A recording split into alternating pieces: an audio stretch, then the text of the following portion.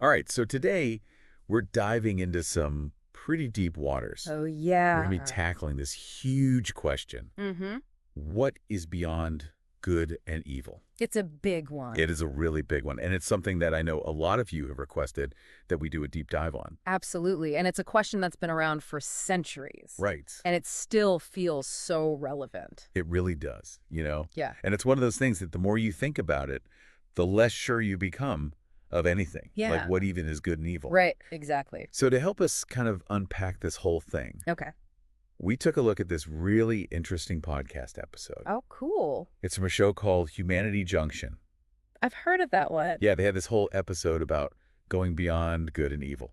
Interesting. And they kind of set the stage by talking about this Yeah, philosopher, okay. Friedrich Nietzsche. Right, Nietzsche. He's kind of the go-to guy for this kind of topic. He is. He really shook things up. He did. He really Definitely. challenged those traditional ideas. Yeah, so is he saying like we should just throw out morality altogether? Not exactly. It's more about rethinking it, you know? Okay. Questioning those assumptions we have about good and bad. So those values that we hold dear, like, are those actually ours? That's the question, isn't it? Are we just inheriting them without even realizing it? Right. Like, are they just these systems that we've been kind of programmed with? I think that's a big part of it. And that's where Nietzsche really gets interesting. He does. The podcast talked about this idea that traditional morality, Okay. especially the kind that comes from religion, Mm-hmm. it might actually be based on Based on what? resentment, like feeling resentful. Oh, wow. Yeah, it was a pretty wild idea. That's fascinating. Tell me more. Well, Nietzsche argued that it comes from this place of feeling powerless. Oh, I see. And instead of empowering people, it actually kind of keeps them down. So, like, it encourages obedience and humility instead of embracing strength. Exactly. Huh. That's a really interesting way to look at it. And this leads to another big Nietzsche idea. You familiar with the Übermensch? Yeah, the overman. I've heard the term, but I'm not sure I totally get it. Me neither. So, like, how does this whole Übermensch thing tie into going beyond good and evil? Well, the way I understand it, the Übermensch is like this individual who rises above conventional morality. Okay. They create their own values. They forge their own path. They're not bound by society's rules. So does that mean like someone who starts a really successful business, like a disruptor, are they an Übermensch? Well, not necessarily. It's more about the underlying principle, you know? Yeah. This idea that you have the power to define what matters to you instead of blindly accepting what you're told. So it's about owning your own values, taking Yeah. control of your life. Exactly. And that's a really empowering idea. But how do we even begin to understand these like ingrained beliefs about morality? Well, this is where Nietzsche's concept of master versus slave morality comes in. Okay, break that down for me. So Nietzsche says there are these two basic ways of looking at values. Master morality values strength, nobility, vitality. So it's all about power. Well, power is definitely a part of it. It's about self-affirmation, the will to power. Okay. I'm starting to see where this is going. And then you have slave morality. The opposite. Exactly. It values humility, obedience, self-sacrifice. Interesting. So it was like a reaction to master morality. That's how Nietzsche saw it. So in the slave morality, whatever protects the weak is considered good, right? Right. It's about protecting the vulnerable from those who are strong or powerful. Okay. I'm starting to get the picture here. Good. But like, where do we fit into all this? Right. How do we know which morality we resonate with more? I think that's a question we all need to ask ourselves. Yeah. It requires taking a hard look at our own beliefs. Our own values. Right. Understanding where they came from and whether they're really serving us. Oh, that's good. Thanks.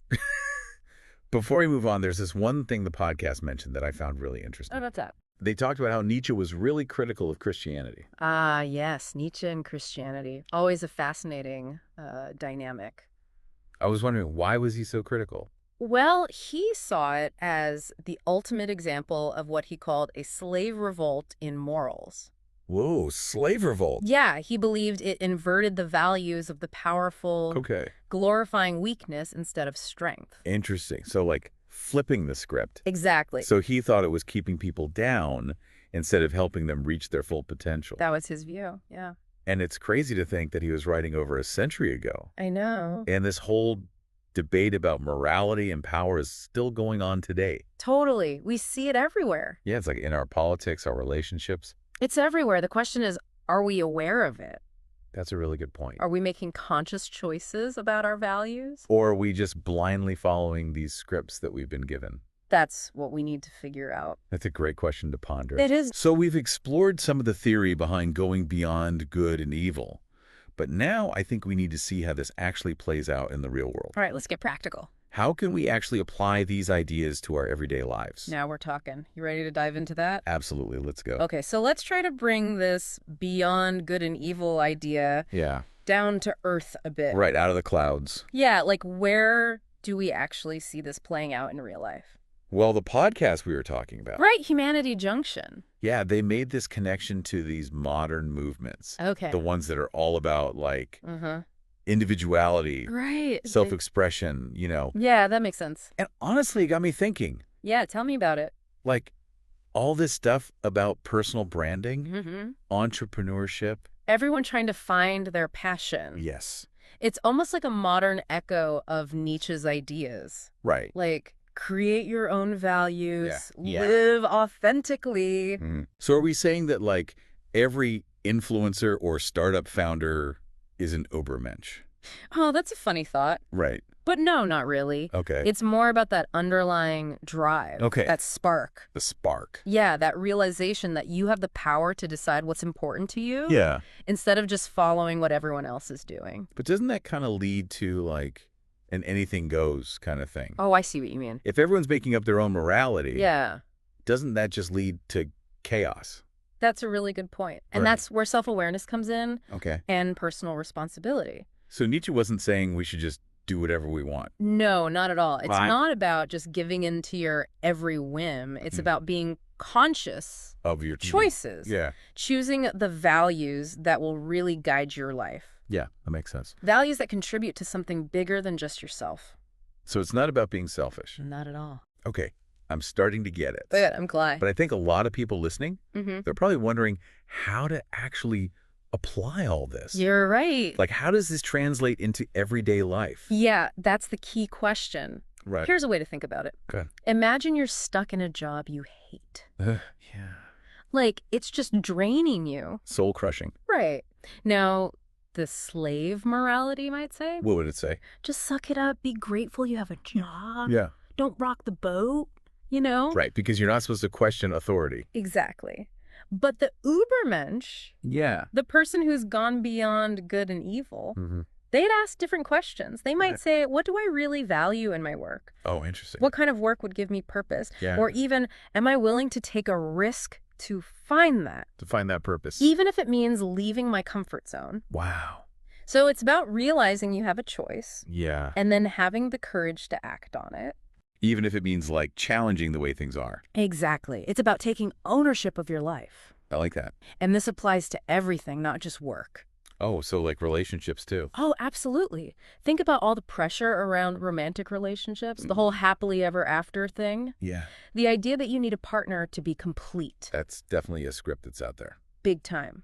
But going beyond good and evil, that might mean questioning those assumptions. What do you mean? Like, maybe you choose to stay single or explore a different kind of relationship. And that doesn't fit the mold. Exactly. Yeah. If that feels more authentic to you. So it's about defining what love and commitment really mean. Yes. Not what other people tell you they should mean. You got it. And having the courage to live by your own definition. Even if people judge you. Even then. So this whole going beyond good and evil thing, it's not about becoming some reckless lone wolf. Okay. It's about a deeper kind of self-discovery, self-creation. So becoming the author of your own story. Beautifully put. And it's a journey. It is. It requires constant questioning, reflection, growth. It's not like you just arrive at a destination. No, it's an ongoing process. An evolution. Exactly. And that evolution, it can be exciting, but also a little scary. How so? Because when you start questioning these deep-seated beliefs, it can really shake things up. Shake up your whole worldview. Yeah, it's like taking a leap of faith. Wow, I like that. They're jumping off a cliff without knowing for sure where you'll land. But in that leap, there's freedom. You feel free. You feel this incredible freedom. Freedom to do what? To create a life that's truly your own. Wow. A life that reflects your deepest values. That sounds amazing. It is, but it begs the question. Okay. How do we actually untangle these beliefs? Right. These ingrained beliefs and societal pressures. That's the million-dollar question, isn't it? It really is. Yeah. And it's something we need to dig into. Absolutely. We need to explore that further. All right. So we've covered a lot of ground here with this whole beyond good and evil thing. Yeah, we've been in the deep end with Nietzsche. We have. We talked about master versus slave morality. Right. And how all that might be playing out in our own lives. Mm. But I think the big question is, how do we actually do this? Yeah, how do we put it all into practice? Like, where do we even start with going beyond those old ideas of good and evil? Well, I think that first step is that self-awareness we were talking about. Okay, yeah. Really taking a look at those beliefs you hold deep down. Mm-hmm. The ones that shape how you see everything. Okay. And ask yourself, where did those ideas come from? Right, like, are they actually mine? Exactly. Or did you just inherit them from your family, your culture, Yeah. society? It's like you're looking at your own brain's programming. Haha, yeah. Yeah. It's like doing a system check. Right, like what's running in the background. And how is that affecting your choices?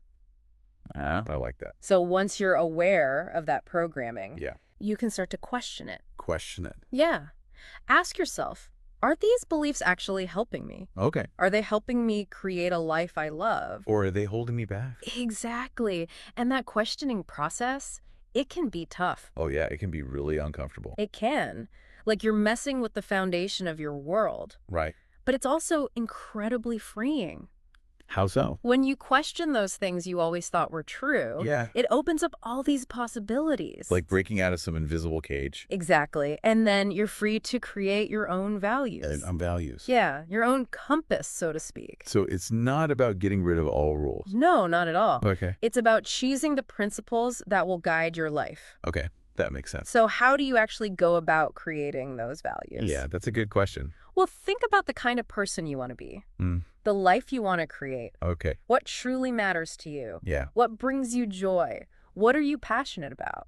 So really connecting with who you are at your core. Yes. And then having the courage to live by those values. Oh, that's the hard part, right? It can be, yeah. Especially when it means going against the grain.